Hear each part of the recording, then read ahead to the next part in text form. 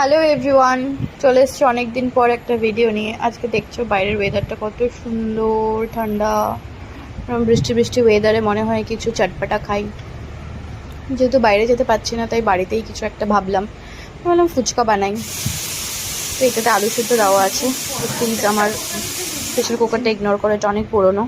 আর এখানে হচ্ছে আমি লেবু, মানে যা যা লাগবে আর কি, ওই আলু সিদ্ধটা আর জলটা প্রিপারেশন করতে ওই কাঁচা লঙ্কা, লেবু, এগুলোই সব আমি রেডি করছিলাম, কাটছিলাম। এই যে এটা তোমরা দেখতে পাচ্ছ, এটাতে আছে তেঁতুল, পুদিনা পাতা আর একটা ভাজা মশলা, যেটা আমি মিক্স করে রেখেছি। এটাতে এখনো জল অ্যাড করিনি। এখন আমি লেবুটা দেব। দেন আমি এটার মধ্যে ভাজা মশলাটা একটু কম হয়ে গেছিলো, তাই জন্য আমি আবার একটুখানি অ্যাড করেছি।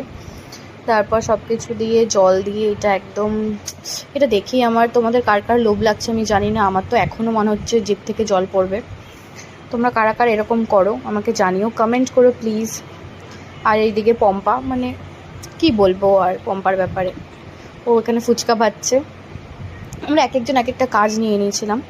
তো পম্পাকে এখানে ফুচকা ভাজতে দিয়ে দিয়েছি।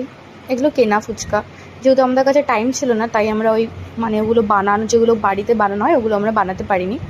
এগুলো দোকান থেকে কিনে এনে আমরা জাস্ট ভেজে নিচ্ছিলাম। এই যে অলরেডি দেখছো এক গামলা ভাজা হয়ে গেছে। আমি জানি তোমাদের লোভ লাগছে, তোমরা যারা যারা খাবে আর যারা যারা খেতে ভালোবাসো আমাকে কমেন্ট করো।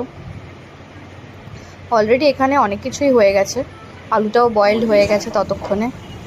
জলটা তোমাদেরকে আরেকবার, এখানে জল দিয়ে পুরো রেডি, আলু মাখা হয়ে গেছে, এরপর আলু সেদ্ধ হয়ে গেছে। এখানে আমি মাখছি চামচ দিয়ে, কারণ আলুটা অনেক গরম ছিল, তাই জন্য আমি প্রথমে চামচ দিয়ে হালকা করে মিক্স করে নিচ্ছিলাম।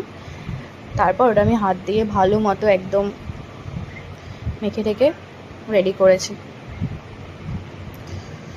আলুটা এখনও গরম ছিল, তার জন্য আমি আস্তে আস্তে করছিলাম।